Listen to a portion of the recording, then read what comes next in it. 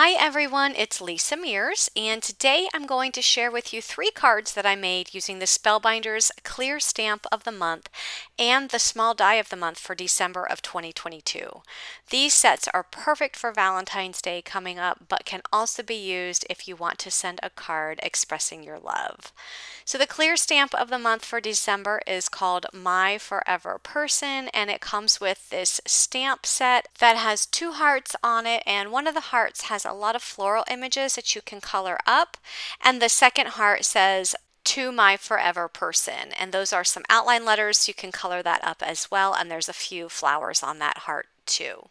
And then there are several sentiments, but there's also a love stamp that has floral images that shape the letters. If you belong to the Clear Stamp of the Month with the coordinating dies, you would get the dies to cut out all of the images there on the stamp set, and it's the 2 hearts and the letters that spell the word love. There are no dies this time around to cut out the smaller sentiments on that set. The small die of the month for December is called Stitched Heart Front and consists of the dies that you see here. So you get this large die, which is pretty much like a shadow layer for the layering die that you see there on the left side. You can see that the layering die has a beautiful detail to it, and it has a large heart in the center. There's also a die that you can overlap on top of the heart in that background die, and it's shown here. You can do some stitching with this, so if you wanted to take some embroidery floss and use some embroidery floss on that heart, you can do so, and I'll show you how to do that in my video.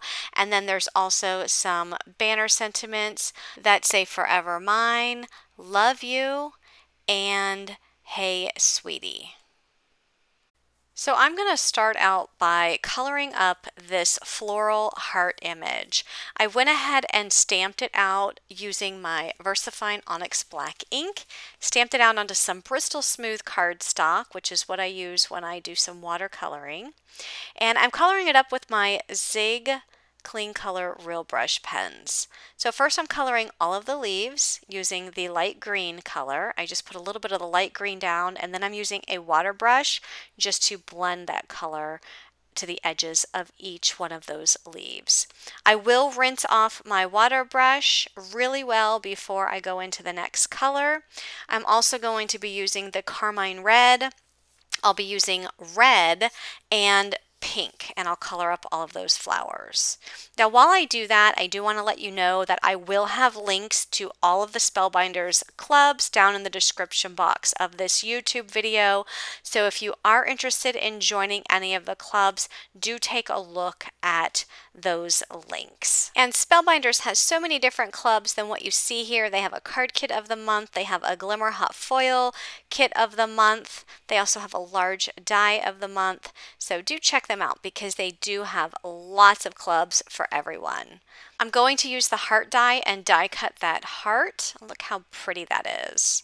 Next, I took the letters that spell love, only I did not use the O because the heart is going to replace the letter O. I die cut the L, the V, and the E out of the same Bristol smooth cardstock, and I'm using the red and the pink Zig Clean Color Real Brush pens to add a little bit of color to those die cuts, and then I'm going to use my water brush and just blend that color out. So I'm going to blend the red into the pink and then blend that pink all the way towards the bottom of that die cut image. Now I am using a smooth cardstock, and I'm able to get a really good blend.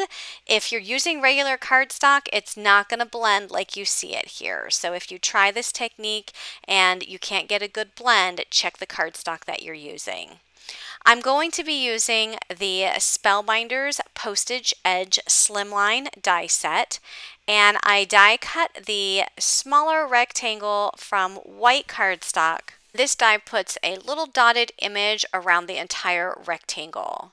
So I'll set that aside, and then this large die, I went ahead and die cut some pink cardstock.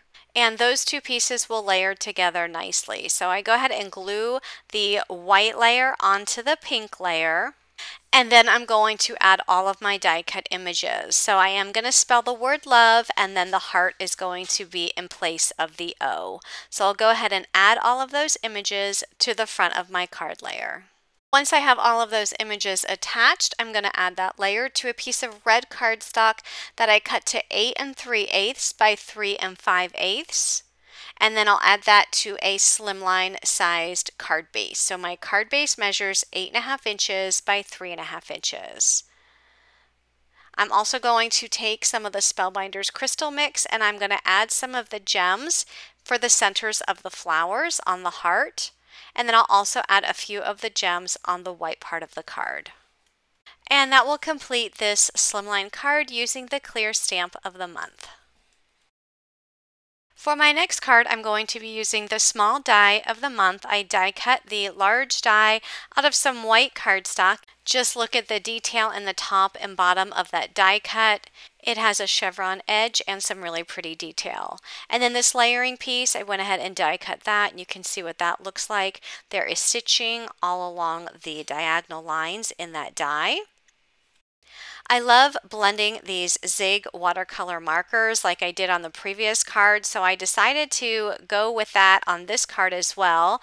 So this die cut piece for the background, I did die cut from the Bristol smooth cardstock so that these colors would blend very easily. So I added some of the red at the top and bottom, and then added some of the pink towards the middle, and I'm taking a water brush and I'm just blending those colors together. I love the look of blending watercolor markers on the cardstock. I just think it looks so pretty.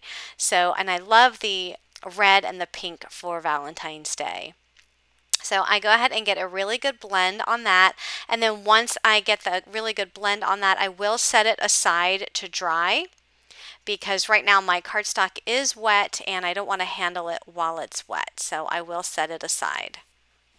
While that's drying, I'm going to go ahead and stamp the heart from the clear stamp of the month. This heart is the one that says "To my forever person," and it fits perfectly in the heart shape on this die cut piece. So the white die cut, I used the Bristol smooth cardstock because I knew I was going to be doing some watercoloring, and then I stamped it out with the Versafine Onyx black ink. And then once I have that stamped image, I'll go ahead and remove that from my Misti. And I'm going to go ahead and use my Zig markers to color these flowers.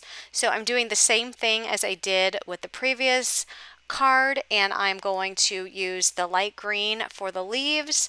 I'll also be using the red and pink for the flowers.